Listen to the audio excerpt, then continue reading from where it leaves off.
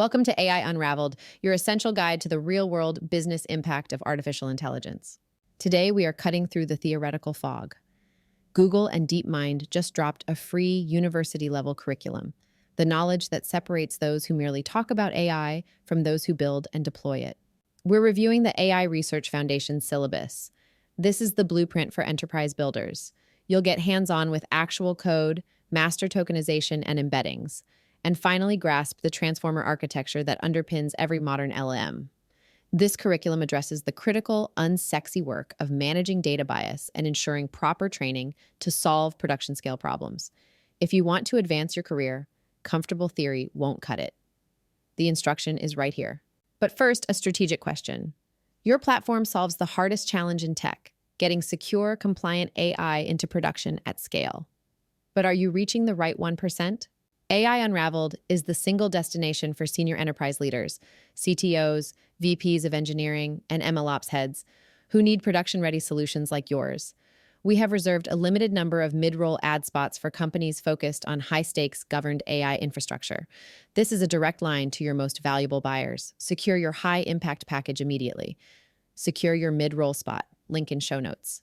Now, let's unravel the fundamentals of Google DeepMind's new curriculum. So if you work in tech, maybe research, you've probably seen all this education stuff popping up, AI for everyone. Oh, yeah, it's everywhere. And it's mostly designed to teach you how to, use the tools, right? Prompting, maybe using an API. Exactly, using the surface level. But what if you need to go deeper, like really understand the math, the architecture, what you'd need to actually build these things? Yeah, that's a whole different ballgame. Yeah. And honestly, that's why we felt we had to do a deep dive on this specific curriculum we've been looking at. Right. The sources around it dropped about October 21st, 2025. It's from Google and Google DeepMind. It's called the AI Research Foundation's curriculum. And the key things seem to be, it's free, it's very technical, and the sources keep saying it's university level. Definitely. It sits on the Google Skills platform, but it feels different. It's sending a signal. So our mission today, I think, is to unpack this. It seems like a deliberate move to set a new, maybe much higher standard for public AI education. And figure out what it really takes to climb this particular learning curve, beyond just using the tools. Okay, so let's unpack the strategy first, because it's pretty interesting. It's free for anyone, but they seem very clear about who it's really for. Yeah, they've carved out a very specific niche. This isn't for the casual learner clicking around, not at all. So who is it for then? It's explicitly aimed at STEM undergraduates and early career researchers, people who already have a solid grounding in math, computer science, physics, engineering, that sort of thing. You need the basics already. Oh, absolutely. Right. The sources mention you need to walk in basically knowing calculus and the linear algebra. It's assumed knowledge. Okay. And they've partnered with University College London, UCL, to give it that academic weight. Exactly. That collaboration seems key. It sort of blends DeepMind's cutting edge, constantly changing research knowledge with UCL's experience in building solid online courses, their pedagogy. Right, that makes sense. It gives it credibility beyond just being an industry thing. That academic partnership is, it's crucial. It's like a seal of approval. It signals that the content isn't just about what's hot today, but about the fundamental principles, stuff that lasts. But, okay, let's ask the maybe slightly cynical question. This knowledge is elite, right? Research-grade stuff, strategically valuable. Why give it away for free? That's the fascinating part. Is it really just altruism, or is it, talent spotting disguised as education?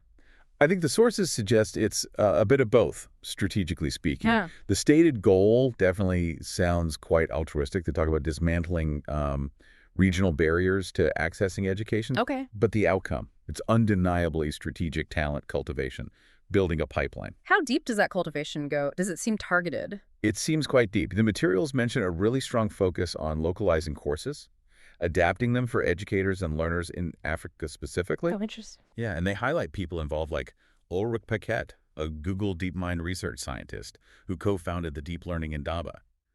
That's a big effort to boost the AI community across Africa. Ah, okay. So by offering this world-class foundation for free, they're essentially identifying and training the next generation. globally. And familiarizing them with DeepMind's way of thinking, their methodologies. Right. So they're cultivating a future talent pool that already understands their approach. It's a massive, long-term play, investing in global expertise. Okay, let's get into the course itself then, because the way it's structured is quite clever. It's 8 modules, but very project-focused. Project-focused how? Well, it starts with the big goal, building a language model. Yeah. And then it systematically gives you the theory and the practical bits you need to get there. Lots of hands-on labs, Jupyter notebooks, Python. Gotcha. So it starts practical, then layers in theory. Sort of. It starts with a concept, like language modeling itself, and immediately shows you the leap we've made. Of course, O1 kicks off by comparing the old ways with the new. The old ways being? Enneagram models. They're statistical, pretty simple conceptually. They predict the next word based on a small, fixed window of the words right before it. Like if it's a trigram, it only looks at the last 2 words. Exactly. Just the last 2 to guess the third. And the sources point out that well, it falls apart pretty quickly, doesn't it? Oh, massively. 2 big problems. First, context. It's just too limited. If you start a sentence talking about, say, France, and then 10 words later you need to predict French, a trigram model has totally forgotten about France. Right. No long-range memory. None. Can't capture those dependencies. Second, data sparsity. Even with huge data sets, you're always going to find valid word sequences that just didn't happen to be in your training data. The Enneagram model gives those a 0 probability. Useless. Okay, so that sets the stage for the big breakthrough, the transformer. The 2017 paper, Attention is All You Need. That paper just, redefined everything. Transformers throughout the old sequential processing idea like in RNNs where you went word by word. So what do they do instead? They process all the words in the input at the same time, in parallel.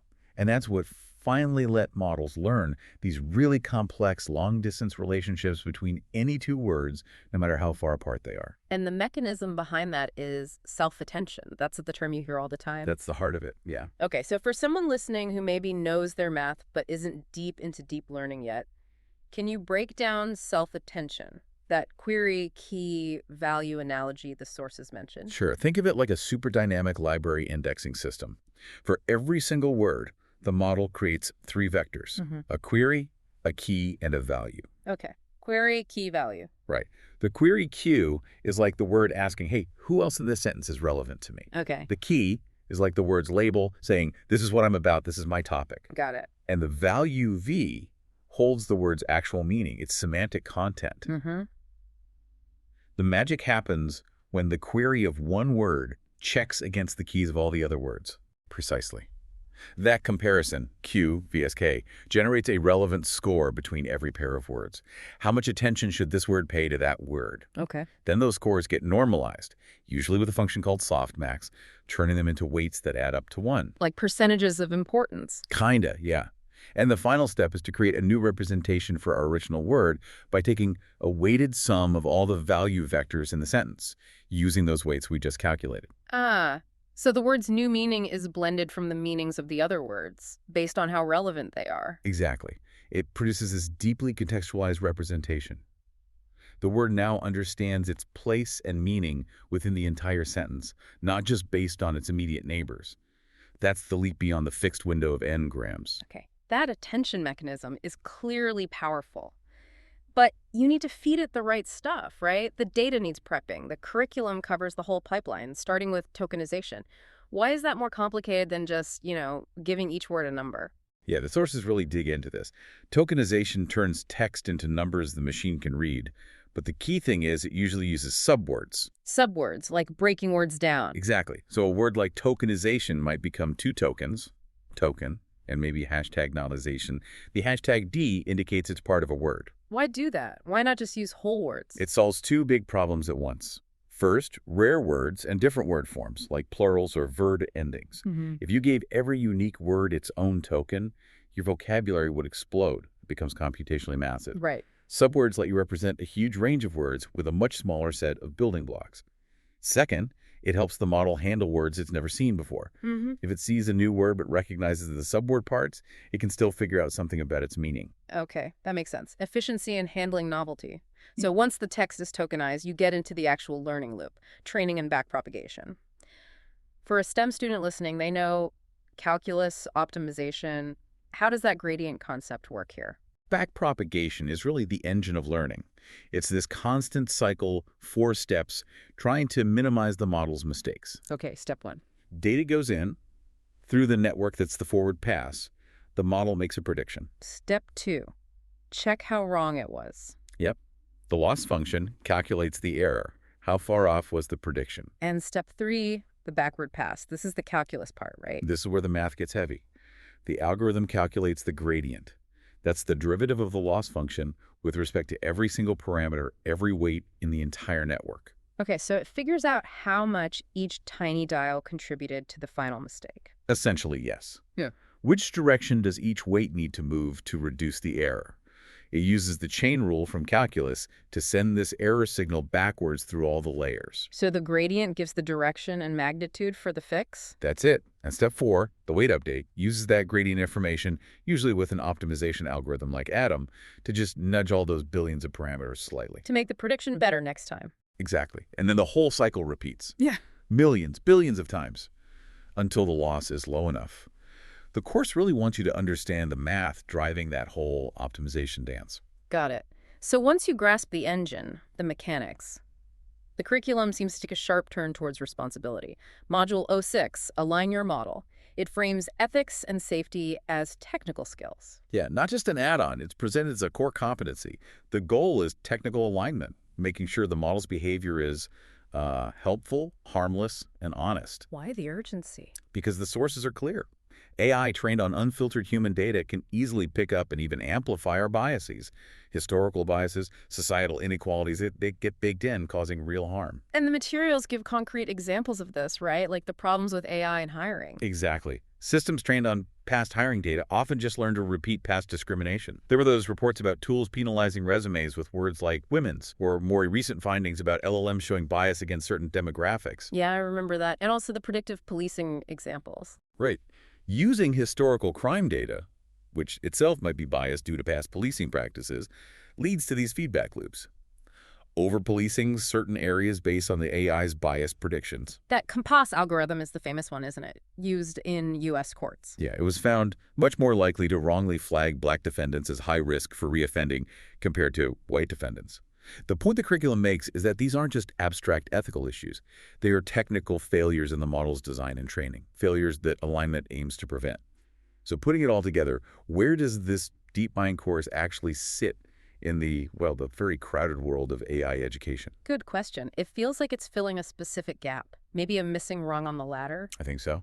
Let's look at the spectrum the sources implicitly lay out. Mm. On one end, you have those executive overview type courses, AI for everyone. Right. Low technical depth, all about strategy, answering the what can AI do for us question. Then maybe in the middle, you've got the practitioner's toolkits, things like fast.ai, often code first, very practical. Focused on the how do I build something now using these libraries question. Exactly. High practical depth.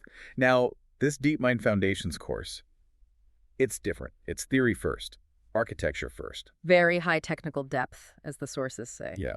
It forces you to grapple with the underlying math, the core principles, the calculus.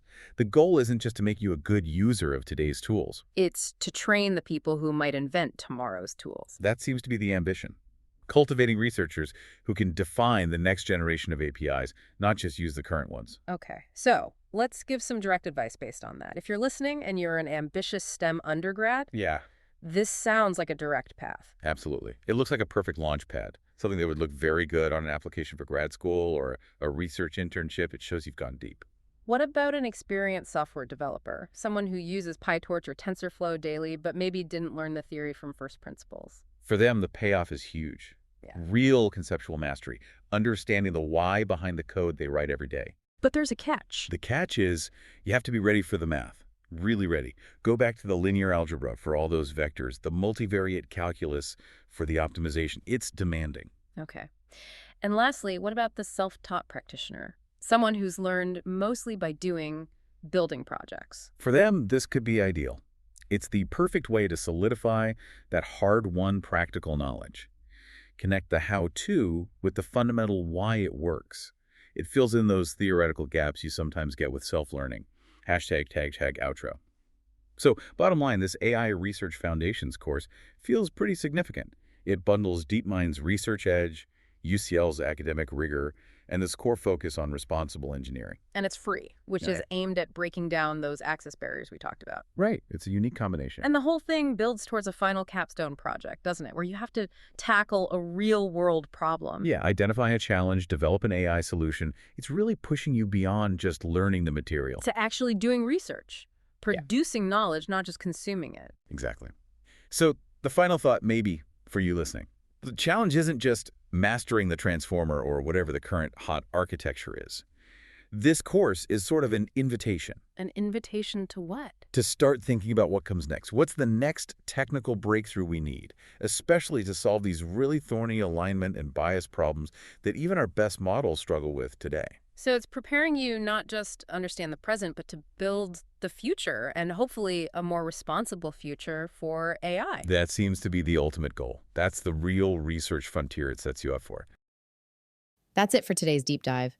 We hope you walked away with actionable insights for your enterprise strategy. Before you go, let me remind you of the unparalleled value of this platform. AI Unraveled delivers deep, uncompromised technical insight that keeps our audience, senior enterprise leaders, tuned in to the very last minute. That sustained attention is the best place for your ad. This is your opportunity for a direct line to your most valuable buyers, the CTOs, VPs of engineering, and MLOps heads who sign off on high-stakes infrastructure. Stop wasting budget on general marketing noise. Secure your high-impact premium ad campaign right here. Email us today to reserve your mid-roll package, info@djamgatech.com. Thank you for listening to AI Unraveled. We'll be back tomorrow with more.